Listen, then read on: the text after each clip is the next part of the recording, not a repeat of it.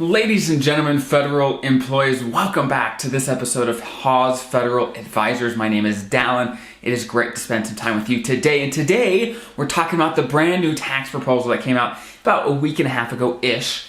And some of the changes that are on there moving forward, right? And some of the changes from the previous proposal that came up. So if you're new here, consider subscribing. This is where we talk about your federal benefits, your retirement, your investing, making sure you can retire how you want, when you want, so that you can be confident and comfortable now and in retirement. That's what we're talking about all the time here. So we're going to dive right in. So about a month and a half ago-ish, I did a video about the proposal, the tax proposal that came out at that point. I talked through some of the main points that were addressed in that proposal. Now, this new proposal is completely different. Everything is changing. Almost everything that was in that proposal is gone. Gone with the wind, okay? It is gone. So I think one thing we could learn is that there is always a lot of, false alarms, right? When it comes to any changes, when we hear about things that are happening, it's really hard to know exactly how that's gonna look until it actually happens and we see how things are actually applied in real life. So, for example, a couple of the things that were going to go away was potentially you couldn't do backdoor Roth IRAs anymore. If you don't know what that is, definitely Google it. I got some good videos on that as well. There was going to be some higher taxes for people making, over about 400, 500K right in there, right? Those are some of the big ones. Capital gains rates were potentially going to increase, right? Those are some of the big ones. So not a ton that was going to affect the average federal employee, right? But all of those things are basically gone, okay? And I'm gonna read off some of the key changes here that are coming into play. And again, I don't think these are going to apply to federal employees very much, but of course we'll see how these are actually applied in practice. First, there is a potential surtax for business owners. So maybe for some of you that are S-Corp owners and maybe run a business on the side, that could affect you depending on your income there, right?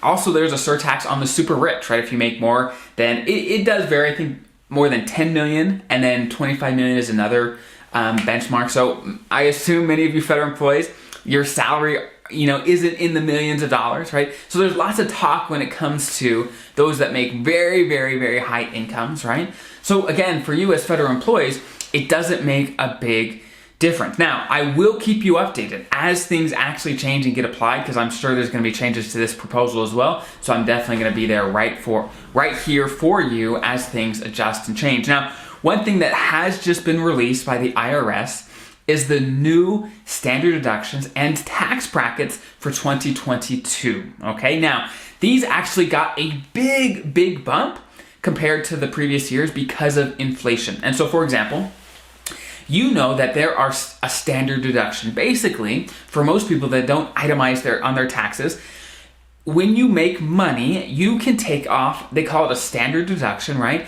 Whether you're single or married, filing jointly, and there's some other ones too, but those are the big ones. You can deduct a certain amount of money automatically from your taxes, right? And that number increases over time as inflation happens, right? Now, for example, in 2021, so when you file your 2021 taxes, the standard deduction for a married filing joint person was $25,100, and it had increased about $300 from the year before, about $300, right? Now, in 2022, the new standard deduction is $25,900, and that's an $800 increase from 2021. So that's a big jump, and the reason is because inflation. Right? The prices of things are increasing, so they're going to increase the standard deduction and the tax brackets accordingly. Now, what does that mean for you? It's a great question. Well, ideally, because prices of things are increasing pretty fast over the last year and probably will for the foreseeable future, hopefully wages increase and income increases as well, right? That's the goal, right? And we'll see how that actually comes into play for you as federal employees, right?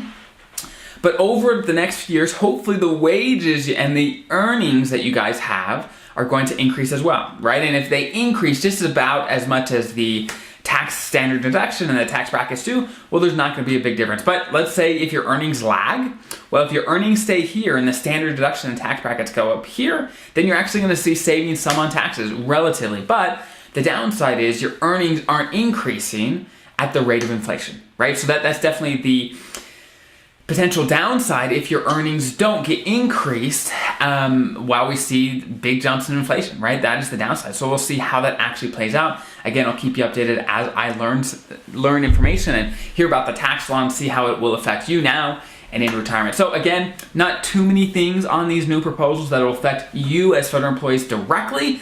But again, we'll be here to discuss it every time something new comes out. So I hope that was helpful. If there's anything on your mind as a federal employee, I have done tons of videos on basically every single topic that affects you, the different types of retirement, how you should invest now in your TSP and later in retirement, tons of things. And if you're a federal employee, and if you find this content is valuable and it helps you just to understand and to be prepared a little bit more, please consider subscribing. It helps us out a ton to know where we should, as a firm, right, producing these things for you, where we should allocate our time and resources, right? If we feel that people aren't getting value on YouTube or the podcast, then we're not going to spend as much time and energy there, right?